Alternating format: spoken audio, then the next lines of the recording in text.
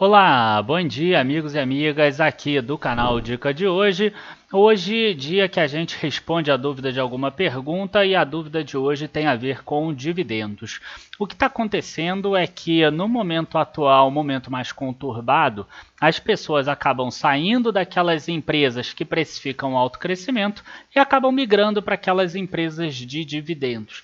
E aí a pergunta que fica é, o que é melhor? Você comprar uma empresa que tenha um dividendo mais alto ou você comprar uma empresa que tem um dividendo mais baixo, mas com perspectiva de crescimento? É isso que a gente vai tentar responder nesse vídeo de hoje. Curtam o vídeo, se inscrevam no canal e logo depois da vinheta a gente já começa.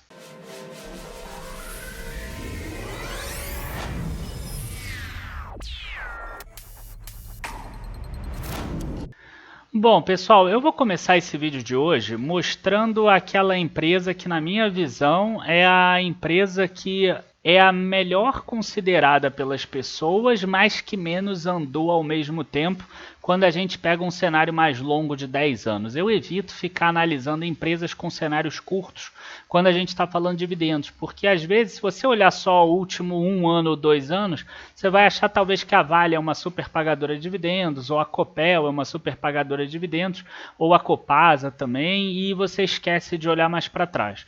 Então eu estou falando exatamente da Telefônica. Tá? A Telefônica, que é a Vivo aqui, né, VIVT3, se a gente olhar aqui a evolução dos proventos nos últimos 10 anos, você vai ver que ele não cresceu ao longo do tempo, né? A empresa pagou em torno aqui de R$ 3 a R$ 4 por ação. Há alguns anos aqui, como esse de 2015, até foi menorzinho, mas ela ficou mais ou menos nesse aspecto aqui. Inclusive, eu consegui baixar aqui uma planilha deles que mostra exatamente o valor total bruto, né? 2021 ainda não acabou, mas a gente vê aqui, ó, 2020, 5 bilhões e 400, 2019, 5 bilhões e 783 milhões, 2018, 7 bilhões, foi aquele maior, 2017, 4 bilhões e 600 milhões, 2016, 4 bilhões, 2015 foi aquele que foi um pouco pior, né, 3.300, e se a gente for pegar aqui, a gente vai ver que volta lá para 3.600, aqui para 4.200, enfim, a gente acaba tendo esse gráfico aqui que ficou parado mais ou menos no tempo. E aí quando a gente vai olhar a ação ao longo desse tempo, e aí a gente vai ter que pegar talvez um gráfico mensal da Telefônica, a gente vai acabar percebendo o quê? Que a empresa teve uma grande valorização aqui, se a gente pegar de 2011 mais ou menos até aqui, você vai ver aqui que teve 181, 182%. Mas se eu pegar aqui e tirar os dividendos desse cálculo, ó, vou tirar dividendos, juros e bonificações. Você tem uma linha mais ou menos flat aqui, ó. Se eu pegar aqui 2011, ó, começou aqui mais ou menos, ó, a gente tem uma alta de 25% só. Então, quase todo o crescimento dessa empresa foi por causa dos dividendos, né? Tudo que você ganhou é se você reinvestisse os dividendos. Então, se você tivesse, por exemplo, um patrimônio e ele tivesse crescido 25% porque você gastou todo o dividendo, provavelmente você teria um patrimônio menor em termos de poder de compra, né? Provavelmente aquele imóvel que você quer subiu mais do que 25% nos últimos 10 anos. Talvez aquele carro que você queira também subiu mais do que 25%, ou aquela viagem que você quer fazer subiu mais do que 25%. Então, isso aqui fica claro que aquela empresa que só paga muito dividendo, mas ela não melhora resultado, ela é complicada e ela pode ser uma grande armadilha para você, tá? Aí eu peguei o outro extremo, uma empresa também muito lucrativa e que paga dividendos há muito tempo e que é a VEG, mas em compensação ela paga um valor muito pequenininho em relação à ação, né? Agora, quando você olha aqui, ó, no longo prazo, ó, de 2011 para cá de novo, né, vamos pegar aqui, proventos pagos, é esse número daqui, ó, 322 milhões, 346 milhões, 417, ó, como é que sempre aumenta, ó. Esse growth aqui eu gosto muito, ó, 346, 417, 497, 567, 568, 612, 658, 738, 927 milhões. A pessoa que ganhou, né, 927 milhões aqui de reais, tá? E comprou lá atrás em 2011, quando a empresa valia 11 bilhões mais ou menos, você tem um yield de 8% sobre esse valor de compra aqui, sendo que ela foi aumentando ao longo do tempo. Né, o valor, o patrimônio dela subiu, ela recebeu o dividendo, só que depois de 10 anos ela recebeu o mesmo 8% sobre o preço da ação que a Vivo, por exemplo, paga. Ela teve que esperar esses 10 anos e podia ter dado errado. Claro que eu estou usando aqui o exemplo que dá certo, mas poderia ter dado errado. Se a pessoa tivesse feito isso com a Oi, que era uma grande pagadora de dividendo lá atrás, ela teria perdido, ou com a Eternit, por exemplo, ela não teria renda. Então tem os seus riscos também essa estratégia aqui. A VEG acabou dando certo. Se eu pegasse, por exemplo, com a Ambev, eu teria dividendos, mas não teria subido tanto. Tá? E o Brasil ele é cíclico. O Brasil ele acaba tendo alguns problemas que ao longo do tempo é difícil para as empresas conseguirem se consolidar. Inclusive, na hora que as empresas acabam lucrando muito, normalmente vem lá o governo e cria alguma coisa para impactar essas empresas. Tanto que tem agora a reforma tributária, né? Os bancos ao longo desses últimos 15, 20 anos tiveram um aumento, por exemplo, na contribuição social sobre o lucro líquido, porque foi o setor que mais lucrou. Então é difícil, porque você não tem um horizonte de prazo aqui dentro do Brasil. Aquela empresa que mais lucra, ao invés dela ser beneficiada porque ela está trazendo mais emprego, está pagando mais imposto, etc., não. O governo pega e fala assim, dali eu posso tirar, e aí joga para baixo. Então é uma forma de sempre jogar para baixo, e isso não é de hoje, né? Isso já é quase que cultural do Brasil há muito tempo. Então o que eu peguei aqui? Eu peguei, tá, as empresas internacionais. E nesse site aqui eu consigo ver aquelas Dividend Kings. O que são Dividend Kings? São empresas que pagam dividendos crescentes nos últimos 50 anos, pelo menos. 31 empresas de mais de 4 mil que existem lá nos Estados Unidos pagam dividendos crescentes há mais de 50 anos, sendo que a que paga mais tempo é exatamente a American States Water, que eu acho que quase ninguém nunca deve ter ouvido falar, que é uma empresa de utilities, né, 67 anos. Depois vem Dover Corporation, Emerson Electric, Northwest Natural Holding. E aí a gente chega aqui talvez na Coca-Cola, na Johnson Johnson, na Procter & Gamble, que são empresas mais conhecidas da gente.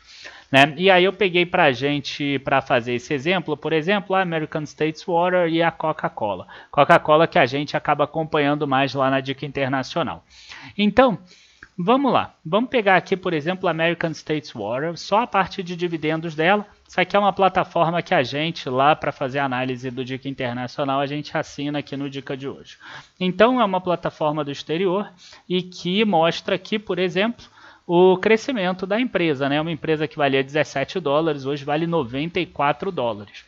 Além disso, a gente consegue ver aqui, por exemplo, que o crescimento dos dividendos foi de 9,2% ao ano nesse período.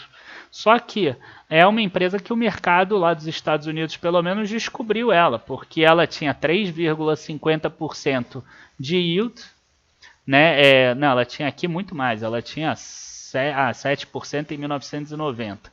Aqui eu já estou pegando 2011. Então, 2011 ela tinha 3,02% de yield, né? A pessoa que comprou lá 10 anos atrás teve 3,50 de yield on cost, mas hoje ela está aqui com 1,52, 1,44 de yield. Então é um yield muito baixo. Mas em compensação é uma empresa aqui, ó, que ela pagava 35 centavos de dividendo há 30 anos atrás e hoje ela paga 1,28. Sendo que a empresa há 30 anos atrás ela pagava 200% do lucro e hoje ela paga 55% do lucro. Então a gente consegue ver, principalmente nesse final aqui, que nos últimos 10 anos a empresa manteve mais ou menos a política de dividendo aqui na faixa de 50%, 55%, e a gente percebe aqui um crescimento bastante grande. Esses 20 anos anteriores aqui foi redução do payout para que ela continuasse a pagar, né, os 67 anos de crescimento de dividendos. Para quem não entende o que é esse crescimento de dividendos, a gente consegue ver aqui, ó, a empresa paga trimestralmente, ó, quarterly, a frequência, Ó, aí é 0,36 por trimestre, aqui é 0,33, aí no ano anterior foi 0,30, no ano anterior 0,27, 0,25, 0,24, né? Então você vai vendo que de ano em ano, mais ou menos, eles diminuem um pouquinho. 0,22, 0,21, quer dizer, aumenta, né? Porque eu estou pegando de trás para frente. 0,20, 0,17, 0,14.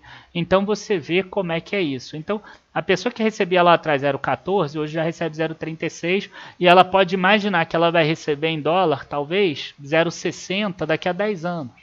E talvez $1 por trimestre daqui a 20 anos, por exemplo. Então isso aqui faz você ter, por exemplo, o poder de compra. A mesma coisa que a gente consegue ver com a Coca-Cola, né? A Coca-Cola ela já é o oposto aqui. Você vê que ela tinha um yield muito baixo ali, que chegou a 0,65 em 98 e ele vem subindo aqui. Então hoje a empresa tem 3% de yield, né, que parece baixo para os padrões brasileiros, não para o padrão da VEG, que é 1%, mas comparado com a Telefônica, por exemplo, é baixo. A diferença é que o lucro aqui da Coca-Cola, quando a gente olha ao longo do tempo aqui, a gente vê um crescimento bastante robusto.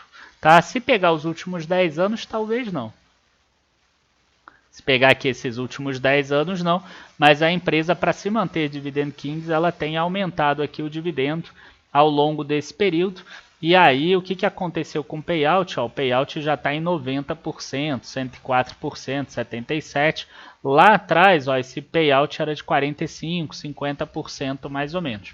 Mesmo assim, a empresa tem crescido os dividendos, ó, 42 centavos, 41, 40, crescendo numa taxa um pouco mais devagar do que aquela outra empresa, porque ela não está conseguindo crescer tanto lucro, mas ela cresce o dividendo. Isso é importante, isso faz parte da política de dividendo da empresa também. Tá? Então, nos últimos 3 anos, a taxa de crescimento de dividendos em dólar, 3,5% ao ano. Em 10 anos, a taxa média é de 6,8%. Então, se a empresa, né, continuar crescendo devagar o lucro, o dividendo vai acabar crescendo devagar também. Tá? Mas se ela conseguir crescer um pouco mais o lucro, ela pode escolher ou crescer mais rápido o dividendo ou reduzir de novo o payout para um período em que ela precise de novo aumentar como esse e continuar, né, os 58 anos que ela paga de dividendos direto. Então, o que eu quero mostrar para vocês com esse vídeo de hoje? Tá? O que eu quero mostrar é o seguinte, que você tem que tomar cuidado com a armadilha que é o alto dividendo do curto prazo, que no fundo é a mesma armadilha do investidor iniciante em bolsa. Ele fica olhando o patrimônio dele, ele tem uma visão de curto prazo. Se a bolsa no último mês caiu 6, 7% e a poupança subiu, a renda fixa subiu e etc., no próximo aporte ele pensa o quê? Vou investir em renda fixa. Vou sair da bolsa e vou investir em poupança, por exemplo, ou em qualquer outra coisa. Tá? A pessoa, ela tira e ela perde essa visão de longo prazo dela. Essa visão de longo prazo é que é muito importante, que é o que a gente percebe que existe nas empresas dos Estados Unidos e que existem muito poucas empresas no Brasil. O caso da VEG, por exemplo, é um caso bem atípico. Se eu não me engano, a Localiza tem também um pagamento de dividendos crescente, a MRV tem também um dividendos crescente e que eu particularmente prefiro. Tá? Empresas que aumentem o dividendo ao longo do tempo, mesmo que o yield seja um pouco menor nesse curto prazo. Tá? E a gente percebe que isso acaba sendo muito mais fácil de ser visualizado lá nos Estados Unidos. Então, a pessoa que quer ter uma renda, né, mensal, quer viver de dividendos no futuro e etc., você não deve pensar somente na tua renda hoje. Tá? Porque uma pessoa quando faz um plano para ter uma carteira de viagens igual eu tenho, que vai durar a vida inteira que falta, ou uma pessoa que busca aposentadoria, que vai ter que pagar as despesas dela por 30, 35 anos depois no futuro, ela precisa pensar não apenas na renda quando ela se aposenta, mas sim depois também, né, na renda ao longo do tempo. E você precisa ter empresas que aumentem de valor os dividendos dela, e isso eu encontro com muito mais facilidade no exterior, e é por isso que a gente tem muitas empresas dessas recomendadas lá dentro da nossa dica de hoje internacional, tá? Inclusive eu quero fazer um convite para vocês, um convite que está no link aqui de baixo, para vocês entrarem lá no grupo do WhatsApp, porque a gente vai fazer uma Black Friday desse produto do Dica de Hoje Internacional. Eu vou fazer a oferta do produto que eu acredito que é o melhor produto para esse momento, tá? Embora algumas pessoas vão se chatear que eu não vou fazer oferta de outros produtos, as pessoas podem acabar se chateando, mas eu vou fazer aquele que eu acho que vai ser o mais importante para as pessoas. Eu vejo que as pessoas ainda estão faltando fazer essa migração para ter pelo menos uma participação lá no exterior, e pode ser que isso esteja acontecendo por causa do preço do produto, embora essas plataformas que a gente tenha que pagar e etc. sejam tudo em dólar, o que acaba encarecendo o produto. Mas a gente vai fazer esse esforço para que vocês entrem no nosso Black Friday, mas só vai sair lá a oferta dentro do grupo, tá? A melhor oferta vai sair lá dentro do grupo. Então entrem lá nos grupos nossos do WhatsApp e, enfim, dia 18 a gente até vai ter uma live aqui, mas a melhor oferta vai estar lá dentro do nosso grupo de WhatsApp. Abraço a todos, bons investimentos e até a próxima. Tchau, tchau, pessoal.